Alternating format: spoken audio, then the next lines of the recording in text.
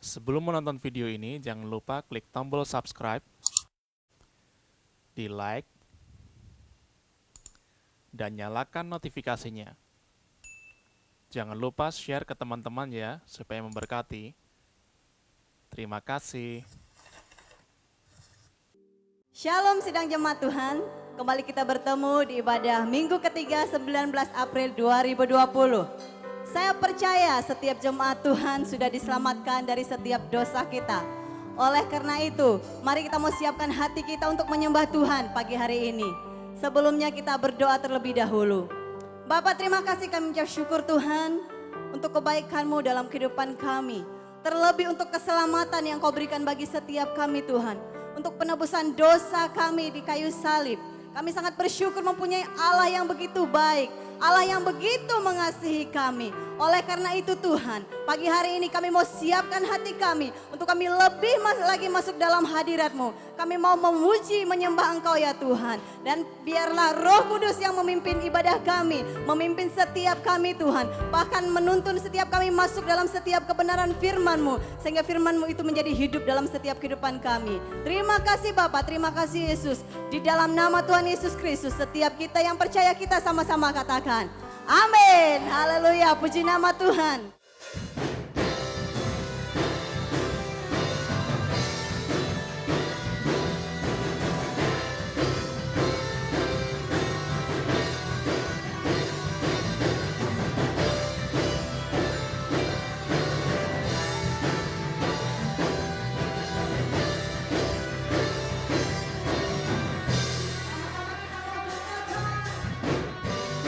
Saatnya kami berkumpul.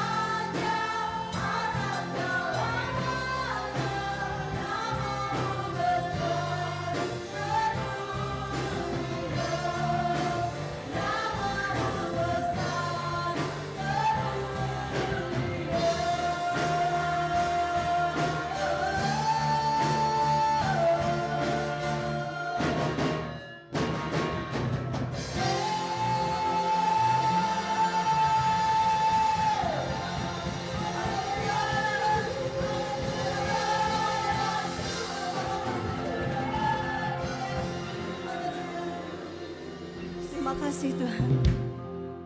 Terima kasih Yesusku yang dahsyat. Sungguh Allah yang kami perlukan dalam kehidupan kami ini. Haleluya, terima kasih Yesus. Kami akan masuk dalam setiap kebenaran firman-Mu Tuhan. Firman-Mu yang menghidupkan setiap kami ya Bapa. Firman-Mu yang menuntun setiap hidup kami ya Tuhan. Terima kasih Yesus. Dalam nama Tuhan Yesus Kristus kami berdoa.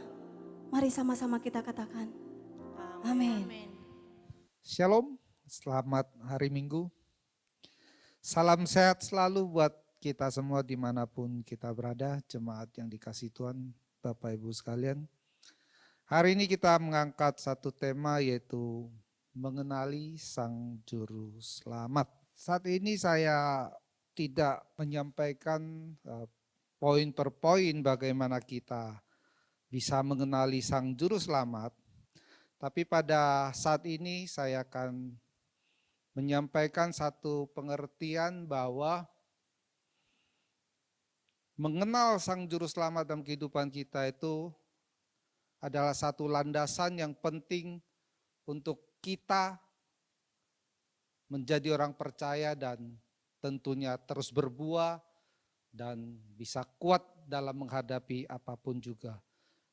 Banyak orang mengidentikan bahwa kekristenan sama dengan pelayanan. Kekristenan sama dengan ke gereja, kekristenan sama dengan melayani. Nah pagi ini saat ini saya mau coba sampaikan bahwa itu tidak salah, tapi kurang tepat. Saya mempunyai pengertian bahwa setiap orang yang mengenal Tuhan, dirubah Tuhan, mereka pasti ke gereja, mereka pasti mau melayani karena ada satu panggilan dalam kehidupan spiritual mereka. Dan setiap daripada orang yang mengenal Tuhan akan mempunyai kehidupan yang berbeda dalam mengaplikasikan hidup. Jadi saat ini tidak semua orang yang ke gereja setiap hari Minggu beribadah, melayani, bisa kita kategorikan dengan orang yang mengenal Tuhan. Nah, poin pentingnya ada di sini. Kita bisa melihat beberapa fakta di dalam Alkitab. Kalau kita melihat dalam kitab Lukas pasal 24, di sana mencatat tentang perjalanan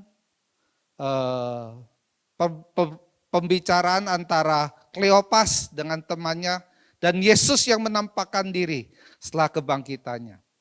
Nah, siapakah Kleopas dan temannya yang ini? Mereka berdua pada saat berjalan dari Yerusalem, dikatakan menuju Emmaus, itu perjalanan yang ditempuh kurang lebih 7 mil. Kalau dikilometerkan itu kurang lebih 11 kilometer. Kalau mereka berjalan biasa itu kurang lebih ya butuh 3 jam.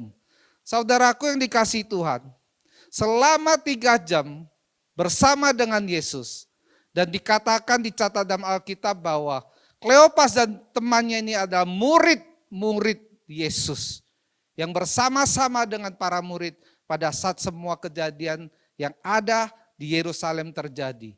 Pada saat Yesus disalibkan, pada saat kubur itu kosong. Di sana perbincangan mereka dimulai. Dan apa yang menjadi permasalahan terbesar daripada pasal ini ditulis adalah bahwa selama perjalanan itu ternyata Kleopas dan temannya tidak mengenali siapa yang berbicara dengan dia.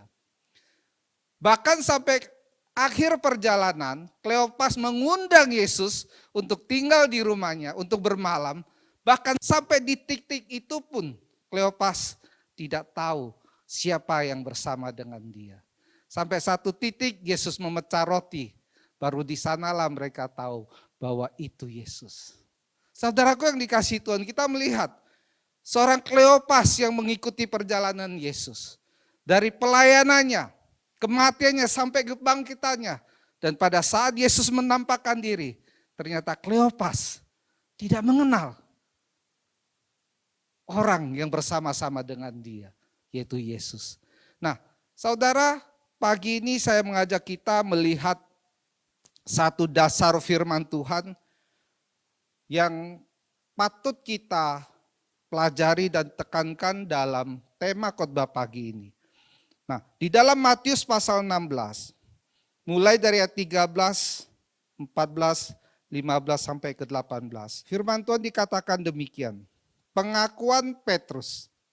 Setelah Yesus tiba di daerah Kaisarea Filipi, ia bertanya kepada murid-muridnya, kata orang, siapakah anak manusia ini? Jawab mereka, ada yang mengatakan Yohanes Pembaptis, ada juga yang mengatakan Elia, dan ada pula yang mengatakan Yeremia atau salah seorang dari para nabi. Ayat 15 berkata, lalu Yesus bertanya kepada mereka, tetapi apa katamu, siapakah aku ini? Maka jawab Simon Petrus, engkau adalah Mesias, anak Allah yang hidup. Kata Yesus kepadanya, berbahagialah engkau Simon bin Yunus, sebab bukan manusia yang menyatakan ini kepadamu, melainkan Bapa-Ku yang di surga. Dan aku pun berkata kepadamu, engkau adalah Petrus, dan di atas batu karang ini aku akan mendirikan jemaatku, dan alam maut tidak akan menguasainya. Mari kita melihat fakta yang kedua ini. Saudara, ini luar biasa kalau kita merenungkan sejenak. Murid-murid yang dari pertama dipanggil, berjalan bersama Yesus, melihat Yesus melakukan mujizat demi mujizat.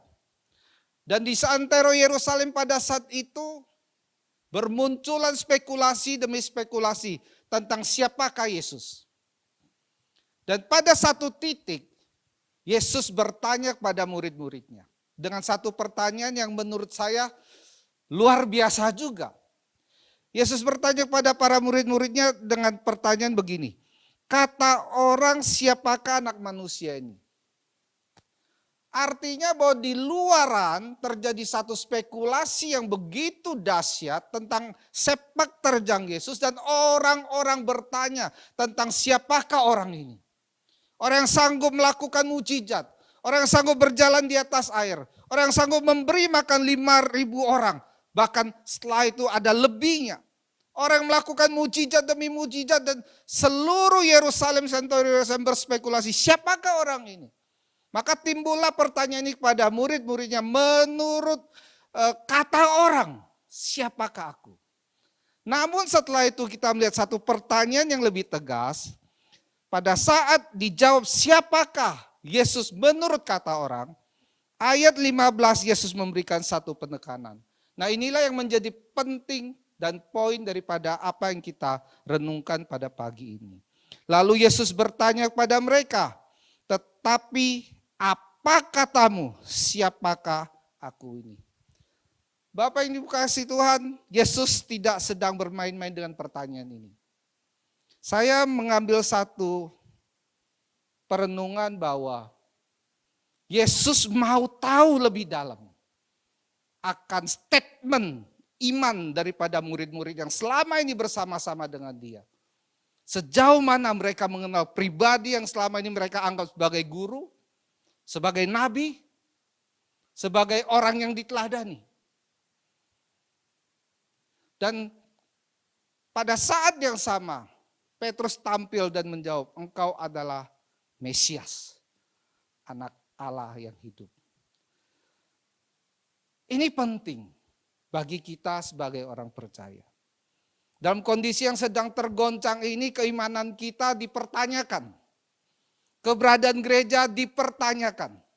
Bahkan keberadaan Tuhan dipertanyakan. Dunia sedang menunggu apa yang sedang bisa Tuhan kerjakan. Apa yang sedang bisa orang benar kerjakan. Orang yang beriman bisa kerjakan apa pada saat situasi ini.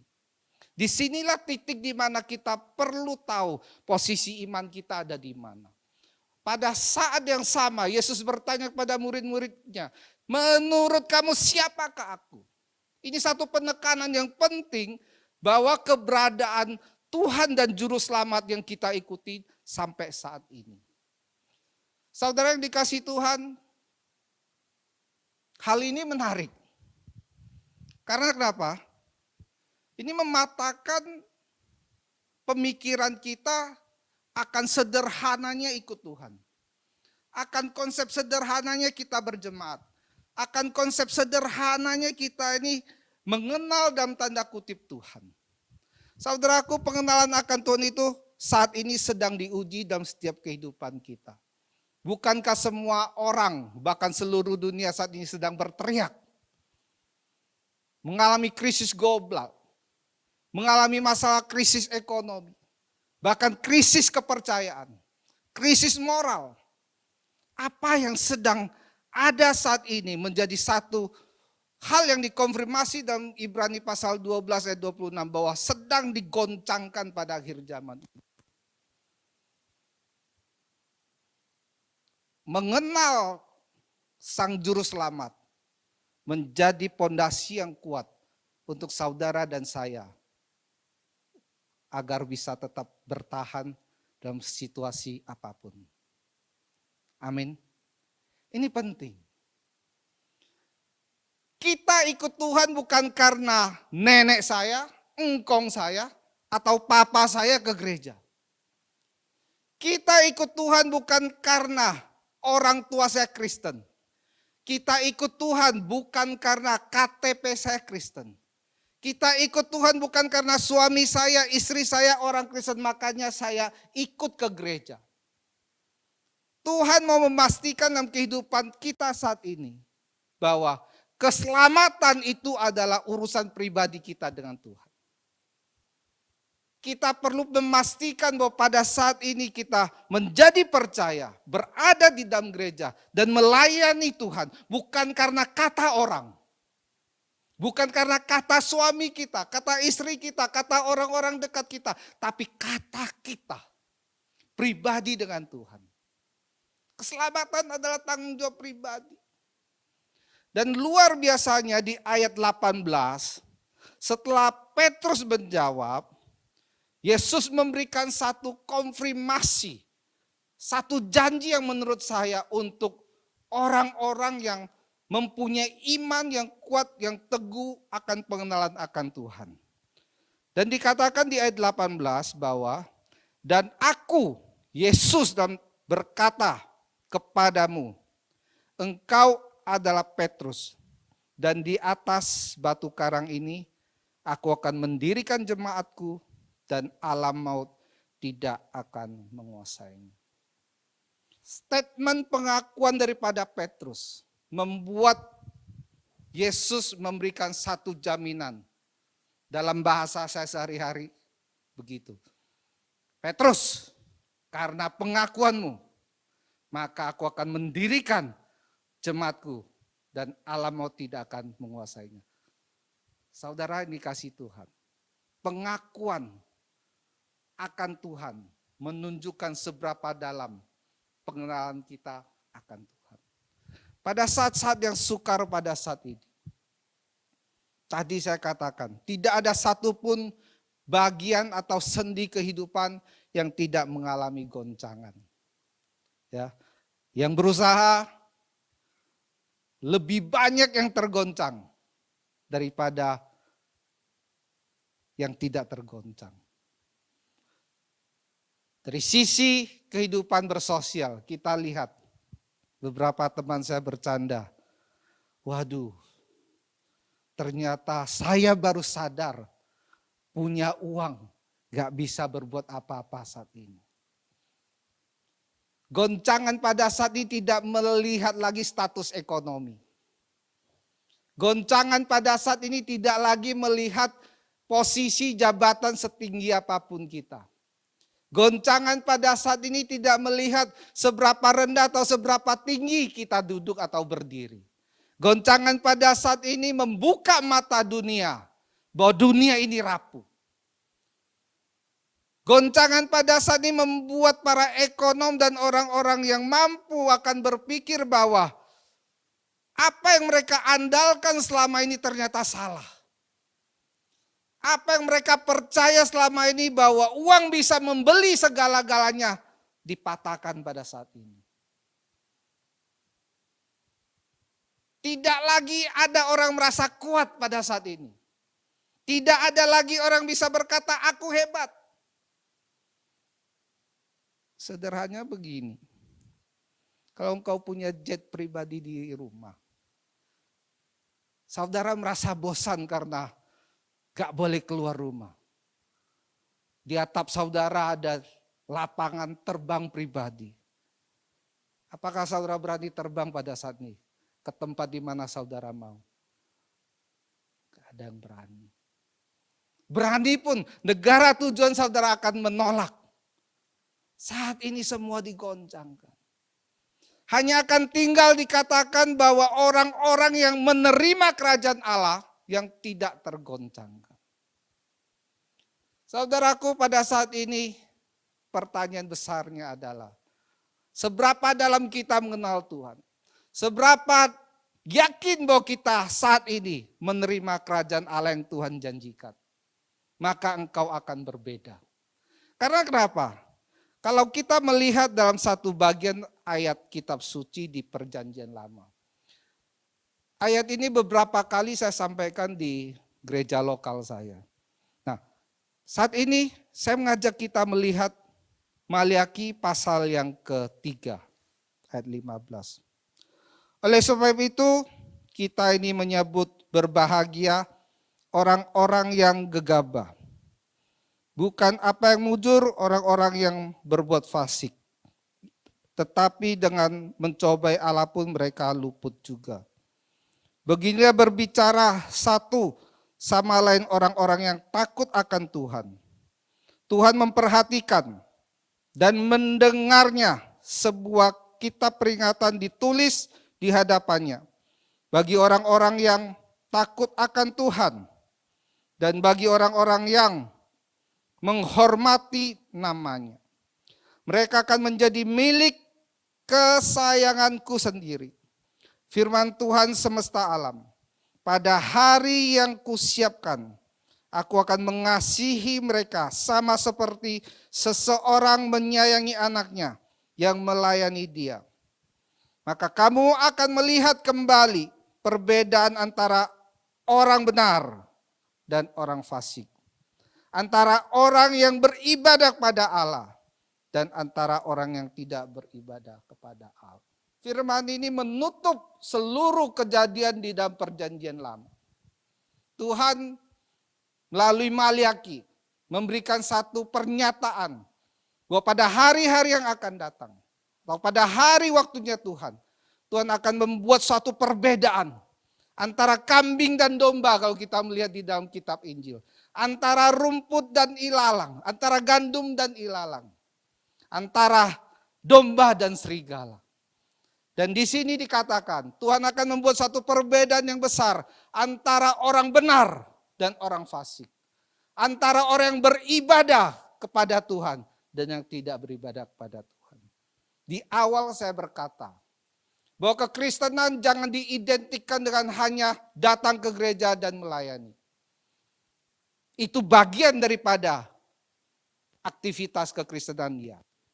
Tapi orang yang dirubah hidupnya, yang mengenal Tuhannya, yang berkata seperti Petrus dalam keyakinannya, engkau adalah Mesias, anak Allah yang hidup. Orang-orang dirubahkan kehidupannya. Mereka akan beribadah mencari Tuhan. Mereka akan membuat satu perbedaan di akhir zaman. Saat ini semua orang berpikir akan kehidupannya sendiri. Keselamatan akan kehidupannya sendiri. Tapi pada saat ini pula lah kesempatan buat kita untuk menunjukkan bahwa engkau dan saya adalah orang yang mengenal Tuhan. Orang sedang mengirit, kita perlu berbagi. Orang sedang menjaga dirinya sendiri supaya tidak kena virus. Kita harus berpikir bagaimana membantu orang-orang supaya mereka bisa bertahan dalam situasi yang demikian. Perbedaan itu akan muncul. Keberadaan kita Bapak Ibu yang dikasih Tuhan saat ini dipertanyakan. Selama ini kita yang berseru-seru atas nama Tuhan. Yang berteriak dalam gereja bahwa Tuhan kita berkuasa. Yang berteriak mengkampanyekan bahwa kekristenan itu adalah kasih. Pada saat goncangan inilah waktunya kau menunjukkan kasih. Pada saat inilah waktunya kesempatan kita untuk menunjukkan bahwa Tuhan berkuasa melalui kehidupan saudara dan saya. Hal sekecil apapun yang bisa kita lakukan pada saat ini akan membuat perbedaan di mata dunia bahwa engkau dan saya adalah orang yang betul-betul mengenal Tuhan. Saudara, hari-hari ini, saat ini kita alami.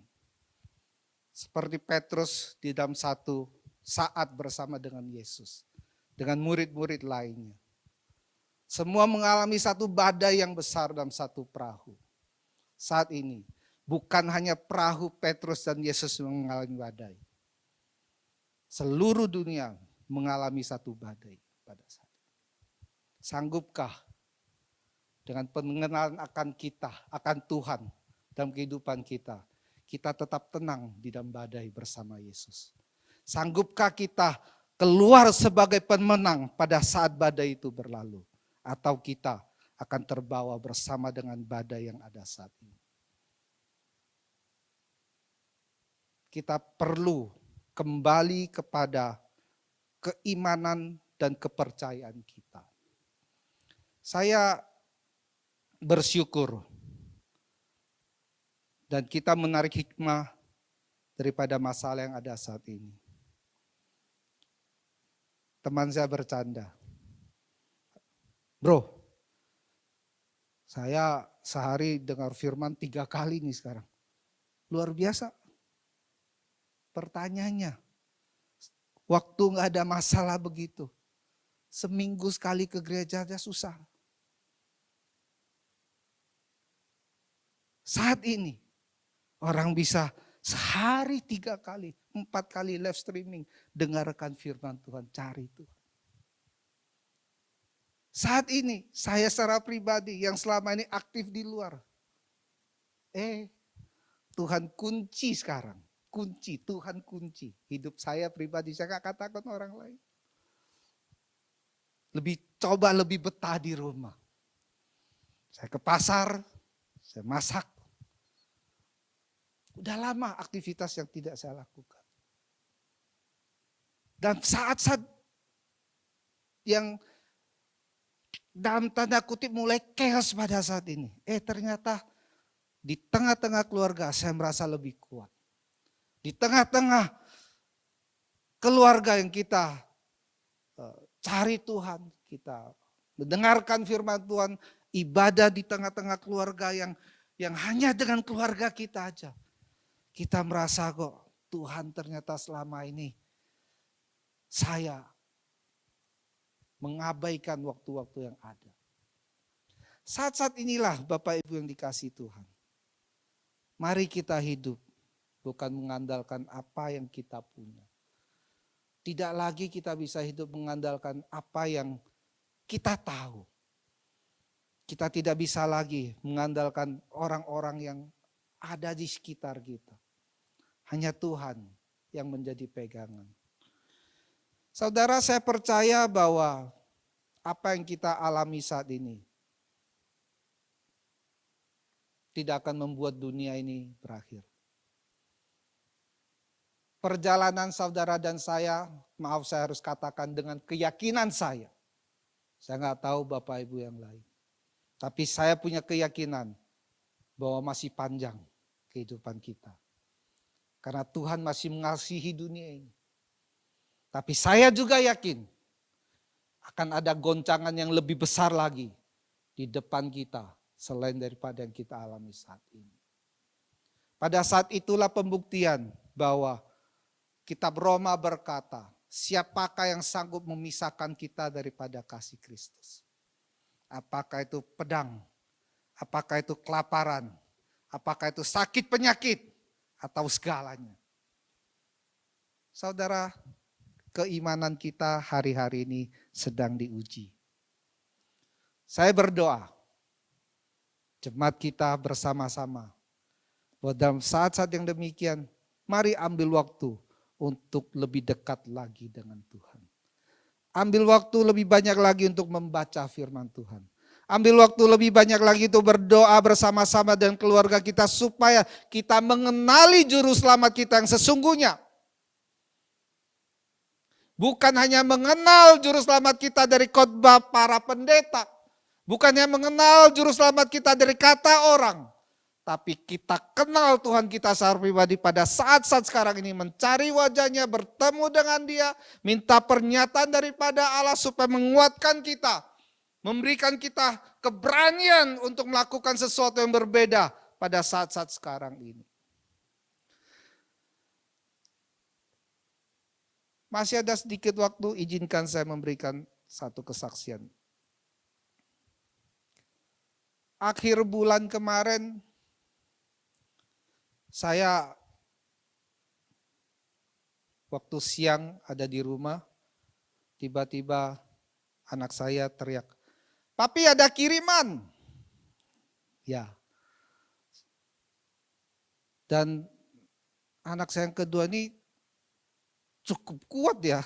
Karena kenapa? Kirimannya itu berat.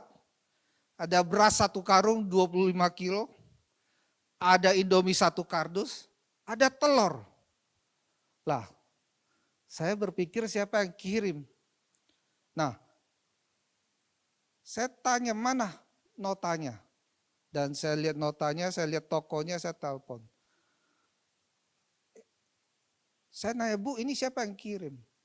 Dan disebutkanlah satu nama. Oh, saya terima itu. Dan saya katakan, "Oh, terima kasih." Setelah saya terima kiriman bantuan ini, saya berpikir, saya sanggup beli. Saya perlu, tapi orang lain lebih perlu. Saat itulah saya membuat komitmen sendiri bahwa apa yang saya terima setengahnya saya akan kasih ke satu jemaat.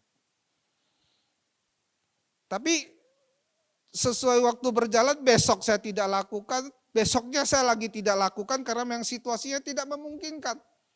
Kita tahu semua kita disuruh jaga jarak dan saya secara pribadi juga gak keluar jauh-jauh. Akhirnya suatu saat hari ketiga di pagi itu saya ditegur. Kenapa mau kirim ke orang harus ditunda-tunda? Saya berargumentasi secara pribadi. Namun pada saat yang sama saya katakan, oh, saya harus melakukan sesuatu. Luar biasanya pada saat yang sama saya WA seorang jemaat, saya katakan, "You mau masak gak? Satu hari kita masak 100 bungkus makanan. Kita bagi ke pemulung, kita bagi satpam di lingkungan kita bagi tukang ojek." "Oh, boleh." Saya nggak pernah bertanya uangnya dari mana. Tiba-tiba saja orang yang saya telepon berkata, "Ini udah ada yang mau nyumbang 5 juta. Loh, saya bilang, "Kok cepet amat belum kita lakukan?" Ya udah, saya katakan kita mulai deh Sabtu. Coba dulu seminggu 2 kali. Kita kasih makan. Itu yang bisa kita lakukan saat ini. Saudara, apa yang terjadi? Hari berikutnya mereka pagi-pagi dengan istri saya belanja ke pasar. Tahu-tahu jam 11 WA saya. "Pastor, kulkas saya kepenuhan nih, ayamnya kebanyakan. Saya masak sekarang ya, hari Kamis." Loh, saya bilang kan kita mesti lakukannya Sabtu. "Saya masak aja sekarang." Ya, kita masak. Saudara, luar biasanya pada saat hari kita melakukan itu. Kita nggak himbau jemaat untuk menyumbang, berpartisipasi, berdonasi dan sebagainya. Tahu-tahu ada yang telepon, ada yang lihat, ada yang mendengar kita melakukan karena beberapa rekan kita memforwardnya di Facebook dan sebagainya. Saudaraku, yang kita pikirkan, rencanakan 1 minggu mau berbakti sosial 2 kali. Sekarang setiap hari kita lakukan. Setiap hari ada orang yang ulurkan tangan untuk membantu. Sampai saat ini kita kebingungan nih, dana ini masih banyak yang datang. Saat ini apa yang kita bisa lakukan? Lakukanlah sesuatu. Hari-hari ini orang tidak lagi melihat gereja. Label gereja apa yang kita ikuti? Tidak. Orang tidak lagi bertanya engkau Kristen, Katolik, atau Islam, atau apapun, tidak. Dunia hanya mau tahu apa yang kau bisa kerjakan pada saat-saat sekarang ini. Saya katakan kita tidak bergerak atas nama gereja. Kita tidak bergerak atas nama GBAP yang sedang saya sampaikan saat ini. Kita digerakkan oleh rasa kepedulian dan rasa kemanusiaan. Itulah yang Yesus ajarkan.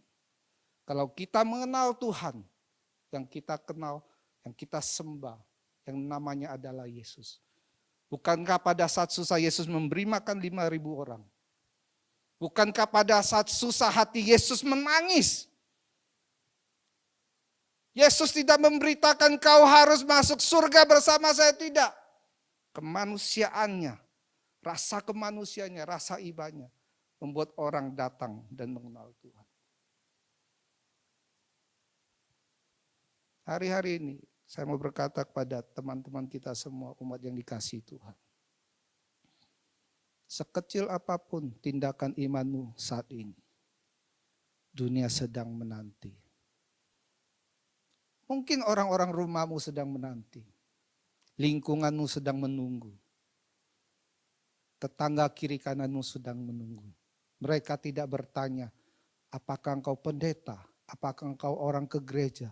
Apa label gerejamu? Tidak. Saat ini, waktunya seperti Maliaki berkata, Tuhan akan membuat perbedaan antara orang yang beribadah dan orang yang tidak beribadah. Dan saya percaya, saudara dan saya adalah orang-orang yang beribadah oleh karena mengenal Tuhan. Bukan beribadah oleh karena disuruh dan dipanggil dan kata orang. Saat inilah, Bapak Ibu yang dikasihi Tuhan, mari kita bersama-sama dalam situasi yang bagi dunia sulit. Tapi kita harus berkata, situasi saat ini adalah kesempatan untuk kita menunjukkan siapa kita di dalam Tuhan. Kiranya pagi ini, sore ini, firman Tuhan saya tutup sampai bagian ini. Saya berdoa supaya Bapak Ibu digerakkan oleh Tuhan untuk melakukan sesuatu yang berarti bagi masyarakat di mana kita berada. Lingkungan di mana gereja kita berada. Tetangga di mana kita berada. Rekan-rekan kerja di mana kita berada. Biarlah kita menunjukkan satu perbedaan. Bukan untuk pamer dan bukan untuk mencari nama. Tapi memang Tuhan menggerakkan kita untuk peduli dan mengutamakan kemanusiaan daripada agama yang kita ikuti. Tuhan Yesus memberkati. Mari pada saat ini saya mengajak kita mengarahkan kedua tangan kita. Bapa, terima kasih.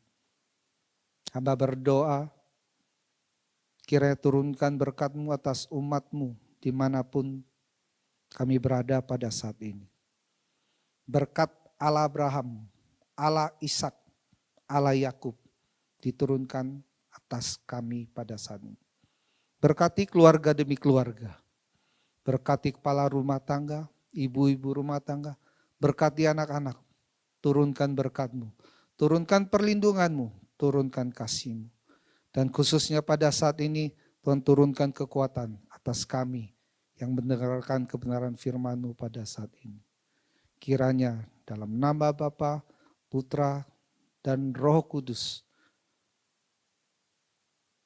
persekutuan yang indah bersama dengan Yesus menyertai kita dari sekarang sampai selama-lamanya. Amin.